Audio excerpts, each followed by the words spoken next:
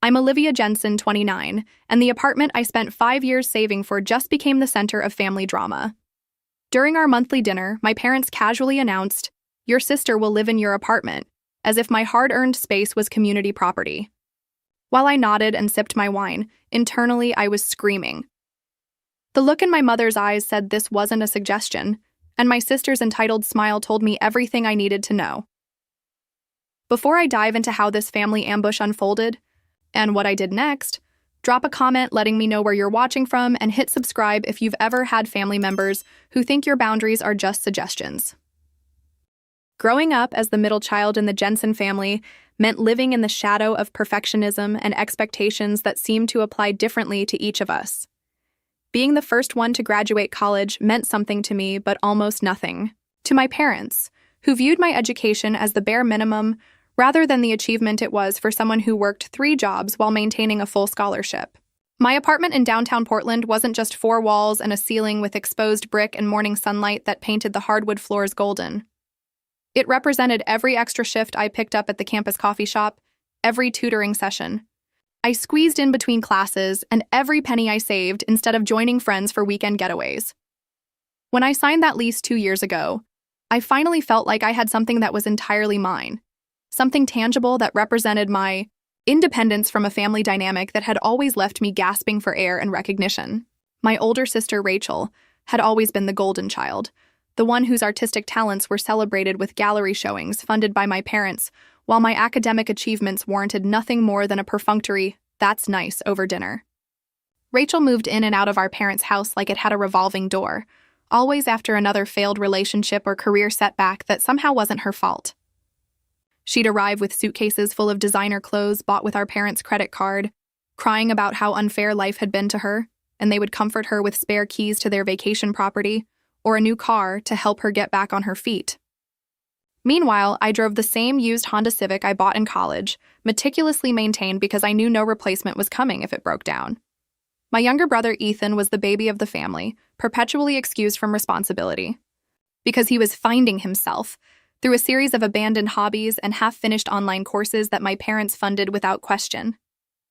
The 3 of us existed in separate orbits within the family, receiving vastly different expectations and support, with me always caught in the middle, expected to be both independent and endlessly accommodating. The pattern of my parents making decisions that affected my life without consulting me wasn't new. When I was 16, they volunteered me to babysit my cousin's children every weekend for an entire summer, informing me only after they'd already made the commitment. During college, they gave my off-campus apartment address to distant relatives who needed a place to stay during a family wedding, calling me the morning of their arrival. Each time I tried to establish boundaries, I was met with accusations of selfishness and reminded of family obligations that somehow never seemed to apply to my siblings. The past year had been different, though. I'd finally found my footing in my career as an environmental consultant, earning respect and recognition that didn't depend on my family's approval. I'd started seeing a therapist who helped me understand that setting boundaries wasn't selfish but necessary for my mental health. I had even successfully declined hosting Thanksgiving, breaking a tradition that had always left me exhausted and unappreciated. These small victories had made me feel like I was finally gaining control over my relationship with my family, establishing myself as an adult with choices rather than a perpetual people-pleaser. The monthly family dinners remained my concession to tradition, a controlled environment where I could maintain connection without sacrificing too much of myself. Little did I know that this particular Sunday dinner would test every boundary I had worked so hard to establish, forcing me to decide, once and for all, if I was willing to stand up for myself, even when it meant standing alone against the united front of my family's expectations. The aroma of my mother's signature pot roast filled the house as I arrived, precisely 10 minutes late, a small act of defiance I allowed myself each month. My father answered the door with his typical brisk hug and immediate commentary on Portland traffic, as if my delayed arrival was a personal affront rather than a deliberate choice. Rachel was already there, perched on the living room sofa with a glass of wine, her designer boots propped on our mother's antique coffee table, a liberty I would never have been granted. Ethan arrived 20 minutes after me, receiving only warm smiles and an affectionate, "We were about to start without you," from our mother. The beginning of dinner followed its usual script, my father dominating conversation with his opinions on politics and business, while my mother interjected with questions about everyone's week that were really setups for her to share neighborhood gossip. I was midway through a practiced, sanitized update about my work when my father cleared his throat, the universal signal in our family that the real agenda was about to begin. "Rachel has some news," he announced, as if introducing a presidential address. My sister looked up from her phone, which she had been scrolling through beneath the table, her expression shifting from boredom to practiced vulnerability. "Jason and I broke up," she said, naming her boyfriend of 8 months whom I had met exactly once at a family barbecue where he spent most of the time talking about his cryptocurrency investments. "He's being totally unreasonable about the apartment. Lease saying I need to keep paying even though I'm moving out." My mother reached across the table to squeeze Rachel's hand sympathetically. "It's just not right. She shouldn't have to deal with this stress on top of a broken heart."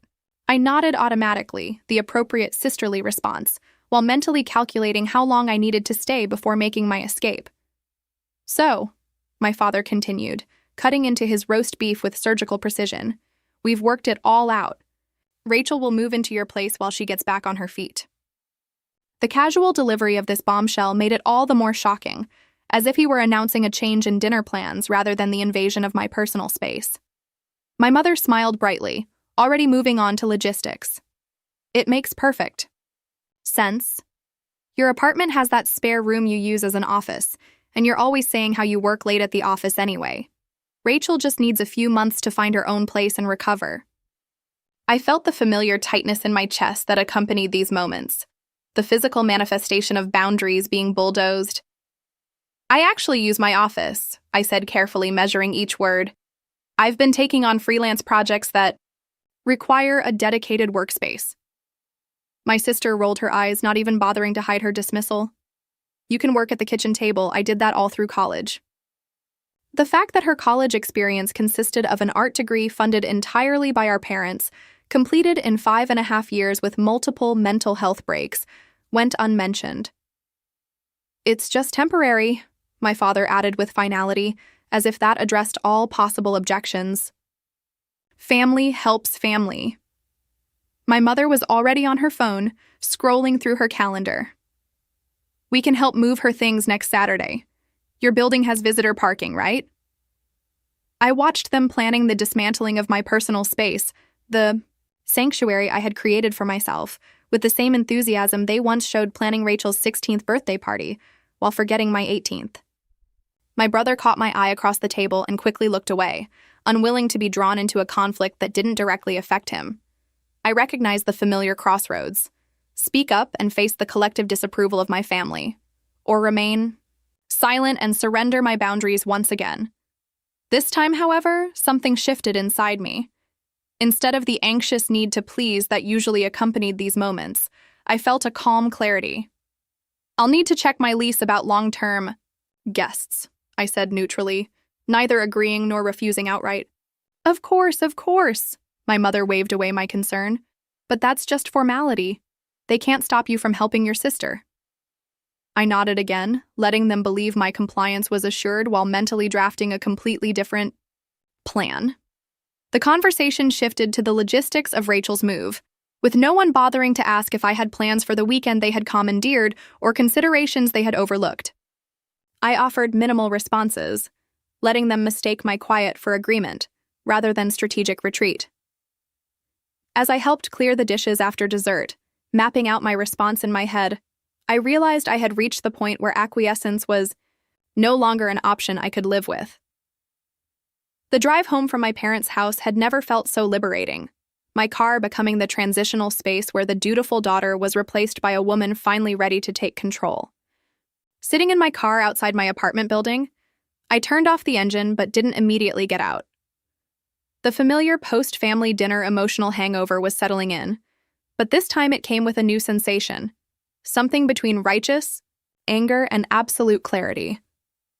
I played the dinner conversation over in my mind, hearing my parents' voices assigning my sister to my home without a single genuine question about my thoughts or feelings. The pattern was so clear now that I could almost laugh at its predictability. My needs always subordinate, my space and time treated as community resources while my siblings were sacrosanct.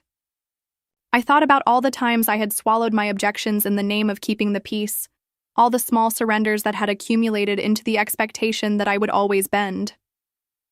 Not this time, I whispered to my reflection in the rear-view mirror, surprised by the steadiness in my voice. Inside my apartment, I kicked off my shoes and walked through each room, seeing it with fresh eyes, appreciating the sanctuary I had built for myself. The office they so casually suggested I dismantle contained not just my workspace, but the physical representation of dreams I was still building, projects that mattered to me, regardless of whether my family understood their value. I sat at my desk and opened my laptop, determination replacing the resignation I usually felt after these family encounters. First, I reviewed my lease agreement, confirming what I already suspected. Subletting without management approval was prohibited, and guests staying longer than 2 weeks needed to be added to the lease with proper background and credit checks.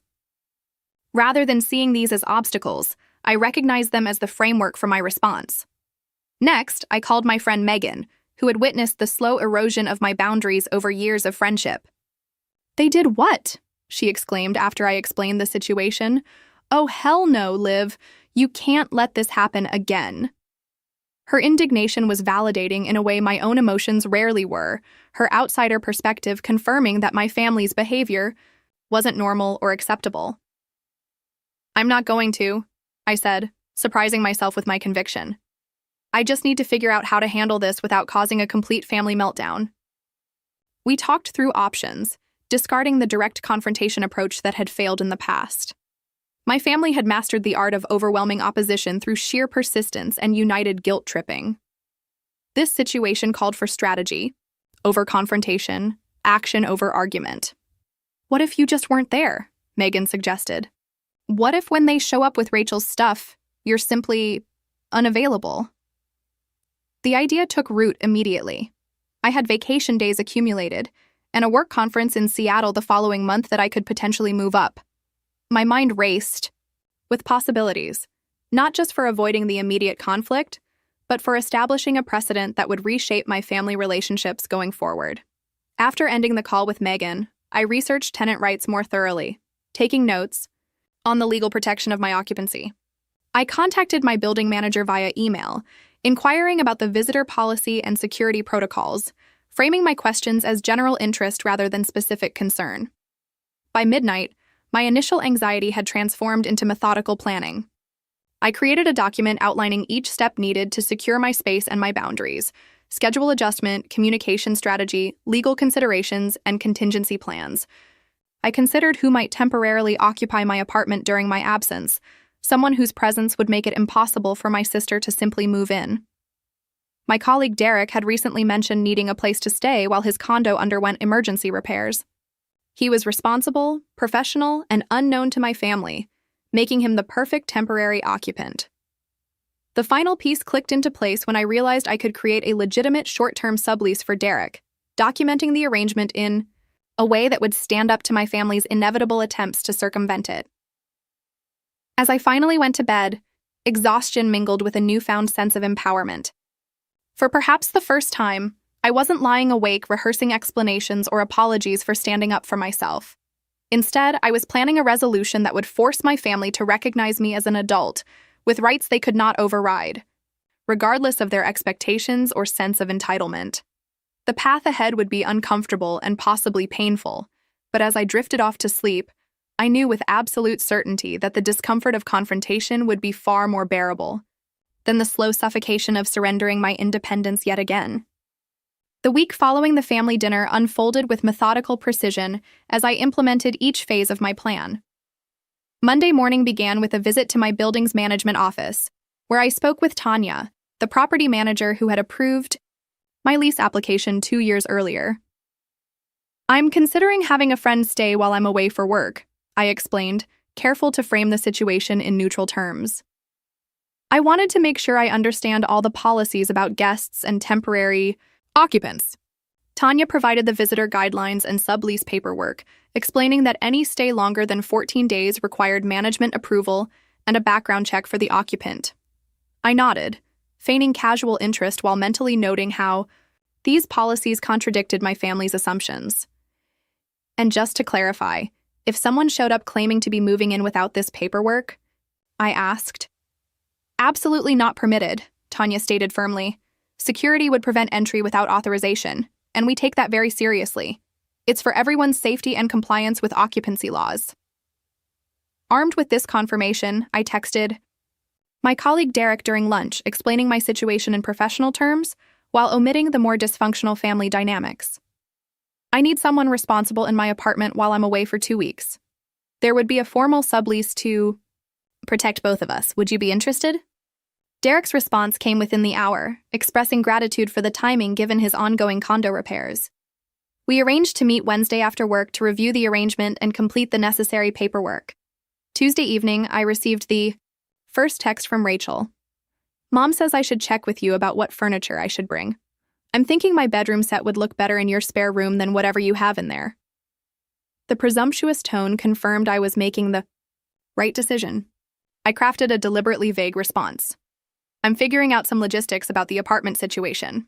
Let's touch base next week. This non-committal reply bought time while revealing nothing of my intentions. Wednesday proceeded with purpose as I met with Derek, showing him around my apartment and explaining the temporary arrangement. We completed the sublease agreement, making it official with both signatures and a copy for building management. There's one more thing, I added, slightly uncomfortable but determined. My family doesn't know about this arrangement, and they may show up expecting me to be here. If they do, you're under no obligation to let them in or explain anything beyond the fact that you're the legal occupant during this period. Derek, having dealt with his own family complications following his divorce, nodded with understanding. I can handle that. Just the facts, no drama. That evening, I scheduled my work trip to coincide with my family's planned moving day for Rachel, booking a hotel in a nearby coastal town where I could decompress while maintaining phone access, if absolutely necessary. Thursday morning, I contacted IT at my company to request remote work accommodation for the following week, citing personal circumstances requiring temporary relocation. With my professional obligations secured, I began preparing my apartment, moving important documents and irreplaceable items to a small storage unit I rented for the month. I carefully documented the condition of my apartment, taking photos of each room for comparison upon my return. By Friday, my mother had called twice requesting details about my building's parking access and asking if I could clear out some of those bookshelves to make room for Rachel's essential items.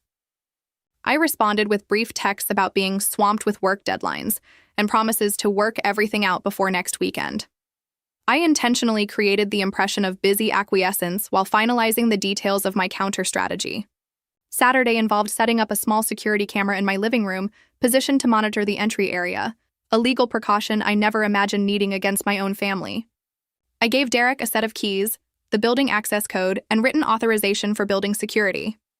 That evening, my father texted, "We'll arrive around 11 a.m. Saturday. Have the parking pass ready and clear space in your closet for Rachel's winter clothes." The commanding tone, devoid of any question marks or consideration for my schedule, reinforced my resolve.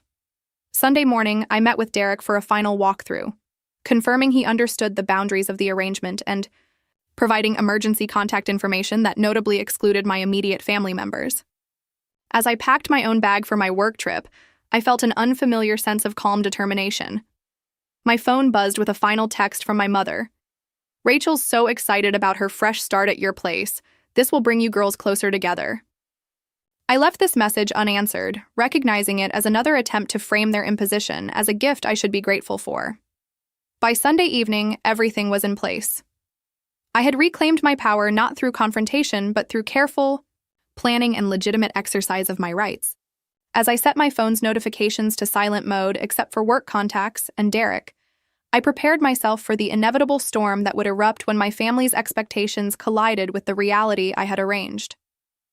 The boundaries I had established, on paper, were about to be tested in real life, and for once I felt ready to hold my ground against the tidal wave of family pressure that had always previously swept me away. The days leading up to my family's planned invasion of my apartment brought an increasing stream of one-sided communications that confirmed I had made the right decision. Monday morning began with a text from Rachel. "I'm donating your guest room furniture to make space for my bedroom set. Hope that's cool. No question mark, no real request for permission, just an announcement of decisions already made about my property.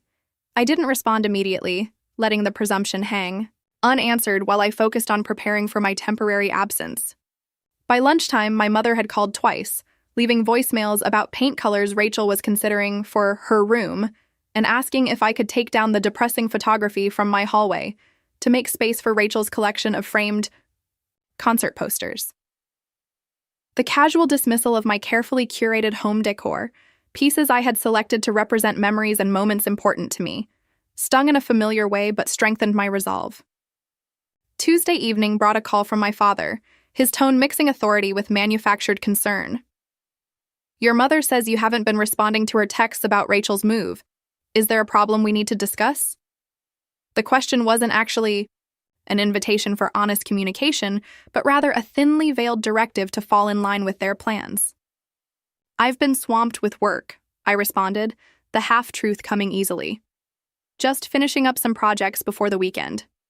His satisfied grunt told me he had interpreted my answer as compliance, exactly as I had intended. Wednesday escalated.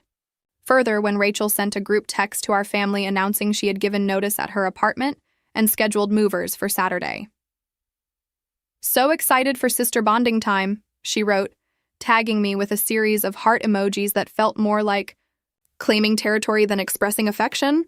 My mother responded with enthusiastic planning for a moving day lunch they would bring to my apartment, while my father chimed in with logistics about borrowing his colleague's truck for the larger furniture items. The conversation continued. Without my input, a stream of decisions and arrangements flowing past as if my participation was optional, but my compliance was guaranteed.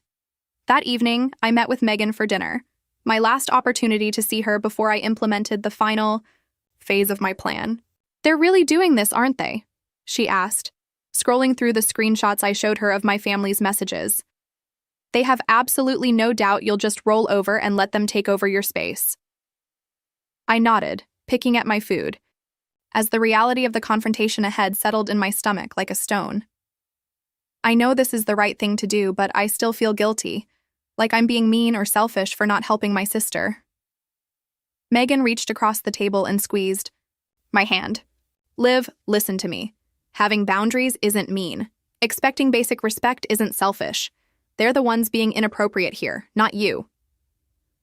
Her words were a lifeline, reinforcing the perspective I was still struggling to fully embrace. Thursday brought the most presumptuous development yet when my mother forwarded me an email confirmation for a furniture delivery to my address, scheduled for Monday after the move. "Rachel found the perfect desk for her creative projects. Don't worry about the cost, it's our housewarming gift to her." The staggering entitlement of arranging deliveries to my home without consulting me sent a wave of indignation through my body so strong it momentarily overrode my anxiety. I forwarded the confirmation to Derek with a brief note explaining he should refuse any deliveries for Rachel, then blocked my mother's email address from my work account to prevent further distractions. Friday, the day before their planned arrival, my phone began ringing with increasing frequency. My father called 3 times during my morning meetings, each voicemail more irritated than the last. "We need the visitor parking pass code," the first one stated. "Call your mother about the parking situation," demanded the second.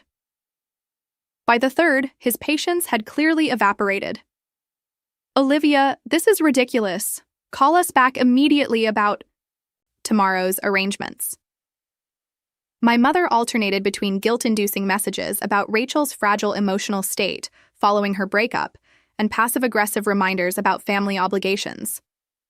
"Your sister would do this for you," she texted, conveniently forgetting the time I needed emergency housing after a pipe burst in my first apartment, and Rachel had claimed her spare room was being used for art storage.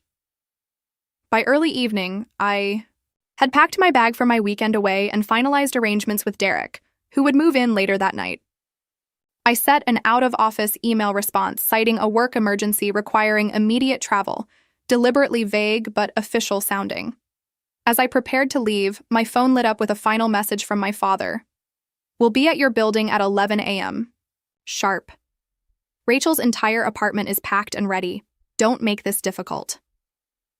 The commanding tone, so familiar yet now so clearly inappropriate, cemented my decision. I took one last look around my apartment, noting how peaceful it felt in the quiet before the storm. For the first time in my adult life, I was choosing to prioritize my own boundaries over my family's expectations. And despite the anxiety churning, in my stomach I also felt an unfamiliar sense of self-respect blooming in my chest. As I locked my apartment door and handed the keys to Derek in the hallway, I allowed myself to acknowledge the painful truth. Sometimes establishing healthy boundaries with family feels like a betrayal precisely because they've trained you to betray yourself instead. The real test would come tomorrow when they arrived expecting compliance and found their assumptions shattered against the reality I had carefully constructed. Saturday morning dawned with perfect northwest autumn clarity, the kind of crisp, sunny day that typically energized me. I awoke in my hotel room 30 miles from my apartment, feeling both nervous anticipation and surprising calm about the boundary I was finally enforcing. My phone, which I had kept on Do Not Disturb overnight, showed 5 missed calls from my mother starting at 7:30 a.m., 3 from my father, and a series of increasingly frantic texts from Rachel. "On our way," the first message announced cheerfully at 9:15. "Dad borrowed Uncle Steve's truck for my dresser. So excited." By 10:30, the tone had shifted. "Where are you? We need the parking pass." At 10:45, "Call Mom now. We're almost there." I sent a brief text to Derek confirming my family was en route and received his calm response. "Got it. Everything's under control here." Then I silenced my phone again and ordered room service breakfast, determined to protect my mental space during what I knew would be a challenging few hours. At precisely 11:03 a.m., my security app pinged with motion detection at my apartment door. Opening the application, I watched the scene unfold in real time. My parents and Rachel stood in the hallway outside my unit, my father pounding on the door with increasing force while my mother repeatedly rang the doorbell. Rachel paced behind them, gesturing animatedly while talking on her phone, presumably trying to reach me. After several minutes of unanswered knocking, my father pulled out his phone and appeared to call building management. I imagined the conversation, with the weekend security staff explaining that no, they could not provide access to an apartment for individuals not on the lease, regardless of family relationship. The security footage continued as my family retreated temporarily, likely heading to the lobby to strategize. 20 minutes later, they returned with a building security officer who appeared to be explaining something that caused my mother to throw her hands up in exasperation. My father's posture stiffened in the way it always did when he encountered resistance to his plans, his authoritative demeanor failing to impress the security professional who was simply doing his job. Just as they seemed ready to leave, the apartment door opened, revealing Derek in casual weekend attire, coffee mug in hand. Even without audio, I could see my family's shock in their body language, the physical recoil of surprise. Derek appeared, perfectly calm, likely explaining his legal occupancy, while my family struggled to process this unexpected development. My mother's hand flew to her chest in her signature gesture of distress, while my father leaned forward aggressively until the security officer stepped between them. Rachel stood frozen, her expression shifting from confusion to outrage as the reality of the situation became clear. The confrontation lasted less than 5 minutes before the security officer escorted my family back toward the elevator. My father's rigid back and my mother's animated gesturing suggesting heated emotions, barely contained. As they disappeared from the camera's view, I exhaled slowly, realizing I had been holding my breath while watching the encounter. Within moments, my phone exploded with notifications. Voicemails from my father threatened everything from calling the police to report an unauthorized occupant to coming to my workplace on Monday if I didn't respond immediately. My mother's messages escalated from confusion to accusation.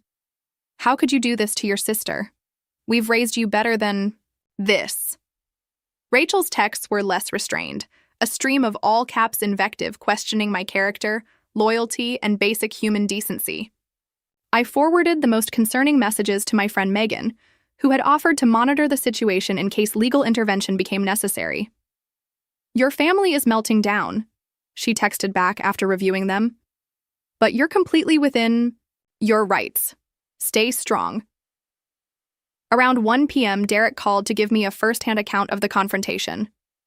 "Your father tried to insist they had your permission to enter," he explained. "When I showed them the sublease agreement, he claimed it must be fraudulent." The security guy had to remind him that attempting unauthorized entry could result in police involvement. He chuckled lightly. They left when your dad realized he was creating a scene in front of your neighbors. Your mom said they would address this betrayal directly with you. I thanked him for handling the situation so professionally and asked if he felt comfortable continuing with our arrangement given the conflict. Absolutely, he assured me. Your family's drama doesn't change our agreement. Your home is secure. By early evening, the initial barrage of calls and texts had slowed, replaced by a more strategic approach.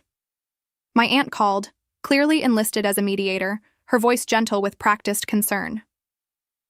Everyone's worried about you, Olivia. This isn't, like you, shutting out your family when they need you. I let her voicemail play to completion, but didn't return the call, recognizing the familiar pattern of using extended family to apply pressure when direct methods failed.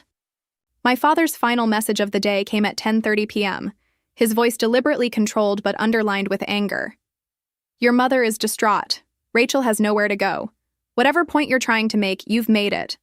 This childish stunt ends now. Call us in the morning to arrange access to your apartment. As I prepared for bed in my quiet hotel room, I felt an unexpected sense of peace despite the day's chaos. For the first time, I had set a boundary and held it firm against the tidal wave of family pressure. The guilt and anxiety were still present, familiar companions after years of emotional conditioning, but alongside them was something new and fragile. Pride in my own strength and the certainty that I deserved the basic respect of being consulted about my own living space. Tomorrow would bring more confrontation as my family adjusted to this new reality, but tonight I allowed myself to recognize a simple truth. Sometimes the most loving thing you can do for both yourself and others is to stop participating in unhealthy patterns, even when, especially when, that disruption causes discomfort. The path to healthier relationships begins with the courage to say no when saying yes would require the sacrifice of your self-respect. Sunday morning arrived with the strange quietness that follows upheaval, like the stillness after a thunderstorm. I checked my security feed first thing, relieved to see no unexpected visitors had attempted to return to my apartment overnight. My phone showed fewer messages than I expected, suggesting my family might be regrouping to develop a new strategy. The first text came from Rachel at 7:15 a.m., her tone dramatically different from yesterday's rage. I don't understand why you're doing this to me. I have nowhere to go. Is this because of that time I borrowed your sweater in high school and stretched it out? I said I was sorry for that. The attempt to minimize the situation by referencing a trivial past conflict rather than acknowledging the genuine boundary violation in the present was so characteristic of our family dynamics that I almost laughed despite the tension. I didn't respond, recognizing the message as the first move in the familiar dance of deflection and guilt manipulation. By mid-morning, my mother had shifted from anger to bargaining, her voicemail suggesting compromises that still fundamentally disregarded my autonomy. Maybe Rachel could just stay for 2 weeks while she finds another place? We could pay you a little rent if that's what this is about. Family helps family, Olivia. The implication that my boundary was motivated by financial interest rather than basic respect for my space and independence revealed how deeply she misunderstood my position. My father's communication style evolved as well, moving from commands to calculated reason. I understand you feel we should have discussed this more thoroughly. That's fair. Let's sit down like adults and work out a solution that helps your sister while respecting your concerns. His measured tone couldn't disguise the underlying assumption that the end result would still be Rachel moving into my apartment, just with the veneer of my consent added to legitimize the arrangement. Around noon, I received an unexpected text from my brother Ethan, who had remained conspicuously silent throughout the conflict. Mom and Dad are freaking out. Rachel's staying at their place and complaining nonstop. Not sure what happened exactly, but whatever you did to stand up to them, respect. His message was the first acknowledgement from any family member that my resistance might be justified, and it provided a small but significant counterbalance to the overwhelming pressure from the rest of the family. Derek updated me throughout the day, reporting that building security had increased patrols of my floor after my family's confrontational behavior raised concerns. Your father called the management office this morning, he informed me. The weekend manager told me he demanded to speak to someone about fraudulent sublease documentation, but was informed all your paperwork was properly filed and legally binding. The failed attempt to override my arrangements through building management confirmed my decision to handle this situation through official channels rather than emotional appeals had been the right approach. By Sunday evening, extended family members began weighing in, clearly having received a carefully edited version of events. My grandmother called to express her disappointment that I wouldn't help poor Rachel during her time of need. My mother's sister emailed a lengthy message about the importance of sibling bonds and how I would regret this selfishness when I was older and needed family support. I archived these messages without responding, recognizing them as the next phase in the escalation pattern, the widening of the conflict to include allies who would apply additional pressure. Monday morning brought practical concerns as my father sent a terse message about Rachel's furniture, which was apparently sitting in a rented moving truck accruing daily fees. This situation is costing us money now. What do you suggest we do? With your sister's belongings? The question was the closest thing to an acknowledgement that their original plan had failed, and they were being forced to consider alternatives. I didn't respond immediately, letting the reality of consequences for their presumptuous actions settle in without my intervention. By Monday afternoon, my mother had reverted to emotional appeals, sending a photo of Rachel looking forlorn surrounded by boxes in my parents' living room. "This is what your stubbornness has caused," the caption read, a transparent attempt to transfer responsibility for their failed plan onto me.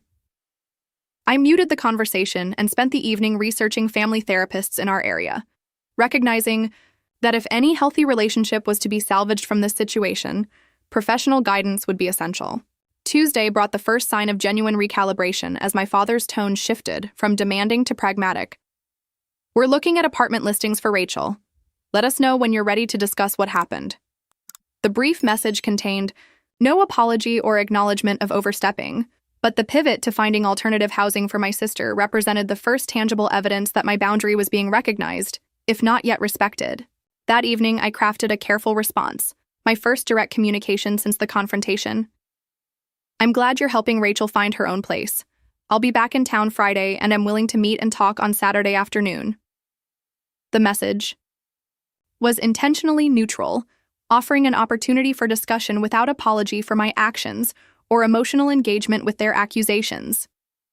Wednesday and Thursday passed with minimal contact, suggesting my family was processing the situation in their own way. Rachel sent one message asking if I could store just a few boxes in my apartment until she found a place, which I politely declined, maintaining the boundary I had established. By Friday morning, as I checked out of my hotel, I felt ready to re-engage with my family from a position of newfound strength. The past week had been challenging but transformative, forcing all of us to confront patterns of interaction that had gone unquestioned for decades. As I drove back toward the city, I recognized that the upcoming conversation would be difficult but necessary, the first step in either rebuilding our relationship on healthier terms or accepting that some distance might be required to maintain my hard-won independence. Either way, I was approaching the situation as a full adult with legitimate rights and boundaries, not as the perpetual accommodating daughter whose needs always came last. That shift in perspective, more than any practical outcome, represented the true victory in this painful but necessary confrontation with family dynamics that should have been challenged long ago. Saturday afternoon arrived with golden autumn sunlight streaming through the windows of the neutral territory I had selected for our family meeting, a quiet coffee shop equidistant from my apartment and my parents' house. I arrived 15 minutes early, deliberately choosing a corner table with good visibility of the entrance and enough privacy for our conversation.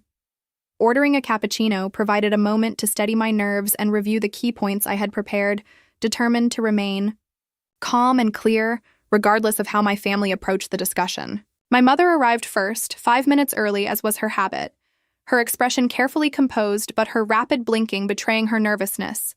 She moved to hug me, hesitating when I offered a hand instead, the small gesture establishing new boundaries from the outset. My father and Rachel arrived together moments later, my father's face set in the stern expression he adopted when preparing for difficult negotiations, Rachel's eyes red-rimmed from either tears or lack of sleep. An awkward silence fell as they settled into their seats, the familiar family dynamic temporarily disrupted by the unprecedented situation. My father cleared his throat, assuming his usual role as conversation director. Well, Olivia, I think you owe us all an explanation for your behavior last weekend. The framing was predictable, positioning me as the transgressor despite their actions, and I recognized it as the opening gambit it was. Actually, I replied, keeping my voice deliberately. I think we need to discuss why you all made plans for my apartment without consulting me first. My directness clearly surprised them, my mother's eyebrows rising as my father's mouth tightened at the corners. Rachel shifted uncomfortably in her seat, suddenly very interested in stirring her untouched coffee. We were trying to help your sister? My mother began, her voice sliding into the gentle remonstrance that had diffused countless family conflicts in the past. You have that extra room just sitting there while Rachel needed a place to stay. Family helps family. The familiar refrain hung in the air between us, a maxim I had heard countless times when sacrifices were expected of me, but rarely when I needed support. I understand Rachel needed help, I acknowledged, but deciding she would move into my home without even asking me first wasn't help. It was an invasion of my space and disregard for my autonomy. My father leaned forward, his patience visibly thinning. This melodramatic terminology isn't helpful, Olivia. Invasion? Autonomy? We're talking about your sister needing temporary housing, not some philosophical debate about personal boundaries. The dismissal of my concerns as melodrama was another familiar tactic, one that had effectively silenced me in past conflicts. This time, however, I had anticipated the move and prepared my response. It is about boundaries, Dad. Healthy ones. Would you have made these arrangements for Rachel to move into Ethan's apartment without asking him first? The question landed, with visible impact, my father sitting back slightly as he considered. My mother jumped in quickly. That's different. Ethan's situation is different. The vague justification highlighted the double standard I had lived with for years, making it impossible to ignore. Different how? I pressed gently. Because you respect his space and decisions in a way you don't respect mine? Rachel finally spoke, her voice wavering between defensiveness and genuine confusion. I didn't know they hadn't talked to you about it first. They told me you were fine with the arrangement. Her revelation shifted something in the conversation, suggesting my parents had misled not just me, but also my sister about the level of communication that had occurred. My mother flushed slightly, her gaze dropping to her coffee cup.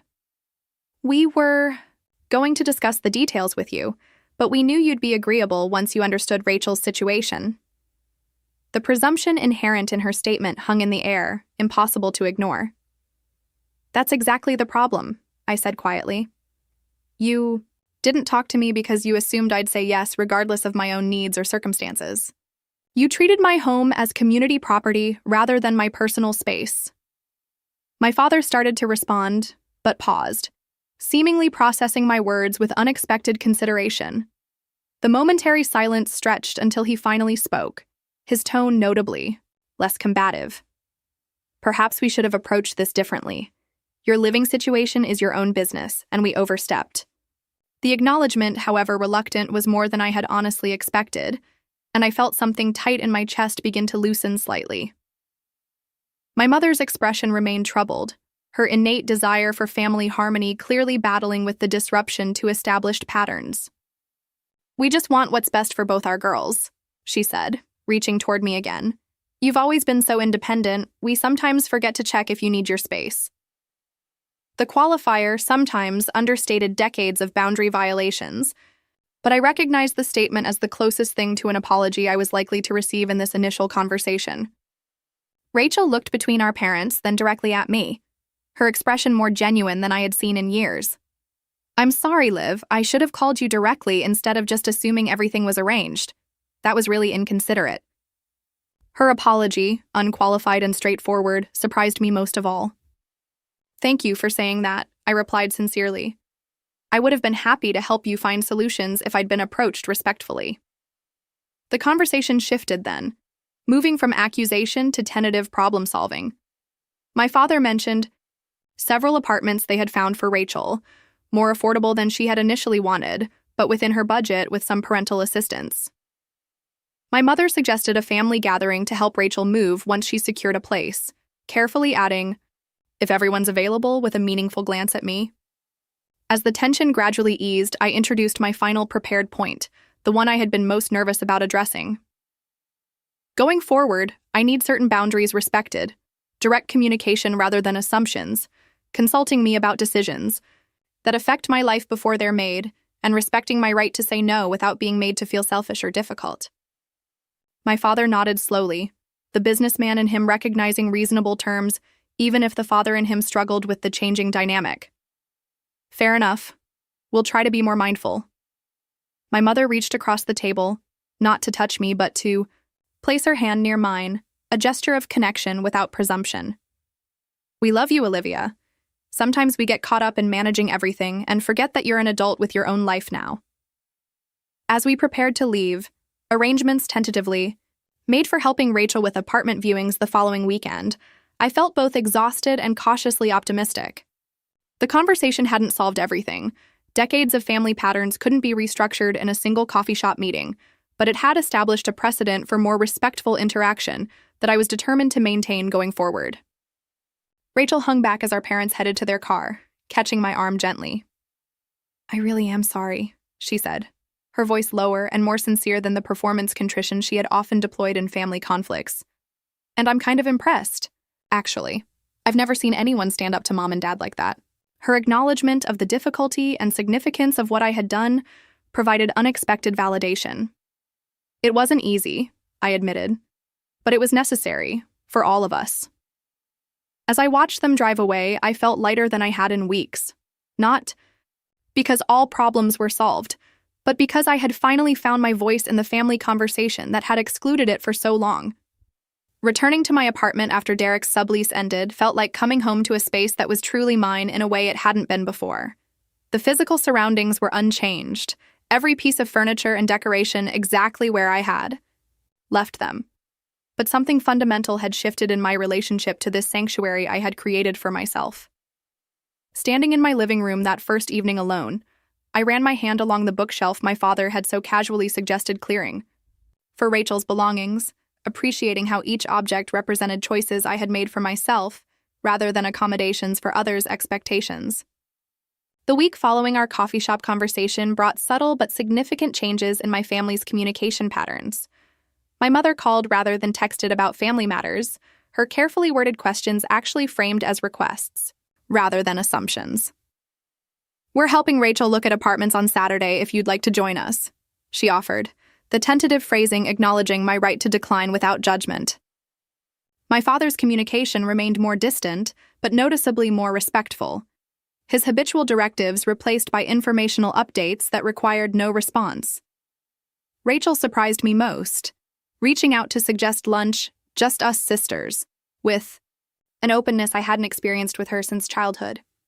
Our meal together revealed aspects of her perspective I had never considered, including her own struggles with our parents' expectations, and her genuine belief that I had willingly agreed to share my apartment. "They always made it sound like you were happy to help, eager even," she explained, picking at her salad. "I never questioned it because it fit the story they always told about you being the responsible, accommodating one." Her words illuminated how our parents had shaped our perception of each other, casting us in complementary roles that prevented genuine connection. "I'm trying to be more independent," she admitted. "Seeing you stand your ground made me realize how much I've let them handle everything in my life." The conversation marked the beginning of a more authentic relationship between us, one based on direct communication rather than roles assigned by our parents. The process of rebuilding family dynamics on healthier terms wasn't without setbacks. My mother occasionally slipped into old patterns, making comments about how my new attitude was making family planning more complicated. My father sometimes responded to my boundaries with cool distance, his discomfort with the changed power dynamic evident in his reluctance to engage directly. Family dinner the following month was tense at moments. The established roles we had, all played for decades, not easily abandoned despite conscious efforts. Yet amid these challenges, I found my own confidence growing. Each time I politely but firmly maintained a boundary, the paralyzing guilt that had previously accompanied any self-advocacy diminished slightly. When my mother called asking me to host Thanksgiving despite my earlier refusal, I was able to decline without the hours of anxious justification that would once have followed such a conversation. "That doesn't work for me this year," I stated, simply offering to bring side dishes to whoever did host but remaining firm in my decision. The brief silence before her acceptance of my answer felt like victory, small but significant. Rachel found an apartment in early December, a modest one-bedroom closer to her workplace than she would have previously considered. I helped her move in, our collaboration lacking the tension that had characterized so many of our past interactions. As we arranged her furniture, she confided that she had started therapy, partly inspired by my example of setting boundaries. "I need to figure out who I am outside of being the artistic, emotional daughter who always needs rescuing," she explained as we assembled her bookshelf. "I want to be someone who can handle her own life." Her vulnerability in that moment created a bridge between us stronger than any we had built in childhood, founded on mutual respect rather than assigned family roles. The holiday season brought the ultimate test of our family's evolving dynamic when we gathered at my parents' house for Christmas dinner. My mother had called ahead to ask what dish I could contribute rather than simply assigning one, a small but meaningful acknowledgement of my adult autonomy. My father greeted me with a warmth that had been absent since our confrontation, his gradual acceptance of the new family balance evident in his genuine questions about my work and plans for the new year. As we exchanged gifts and shared stories, I noticed subtle shifts in everyone's behavior. My parents consulting each other rather than making unilateral decisions, Rachel gently declining my mother's unsolicited career advice, my own comfort, in expressing opinions that diverged from family consensus. The evening wasn't perfect, old patterns occasionally emerging before being consciously redirected, but it represented genuine progress toward healthier family relationships. Driving home that night, I reflected on the journey of the past few months, from the family dinner where my parents had assigned my sister to my apartment, to this holiday gathering where boundaries were beginning to be acknowledged, if not yet fully respected. The process of healing family relationships distorted by years of unhealthy dynamics would be ongoing, requiring continued vigilance and occasional reinforcement of boundaries. Yet the fundamental shift had occurred, not just in how my family treated me, but in how I viewed myself in relation to them. I had discovered that standing up for myself didn't have to mean cutting ties or constant conflict, but rather creating space for more authentic connection based on mutual respect rather than prescribed roles and unexamined expectations. As I unlocked my apartment door, returning to the space I had fought to protect, I felt grateful not just for these walls and this sanctuary, but for the stronger sense of self I had discovered within them. The most valuable lesson from this painful family confrontation wasn't about property rights or living arrangements, but about the fundamental truth that healthy relationships require both love and boundaries, both care and respect. By finally saying no to a boundary violation I would once have silently accepted, I had opened the possibility of saying yes to a more genuine connection with my family, one built on who we truly were rather than who we were expected to be. Have you ever had to stand up to your family to protect your boundaries? I'd love to hear your stories in the comments below. Sometimes the hardest people to set boundaries with are the ones we love most, but as I learned, it's often the healthiest thing we can do for ourselves and our relationships. Don't forget to like this video and subscribe if you want more stories about navigating complex family dynamics and personal growth. Remember, setting boundaries isn't selfish, it's essential for building authentic relationships that can truly stand the test of time.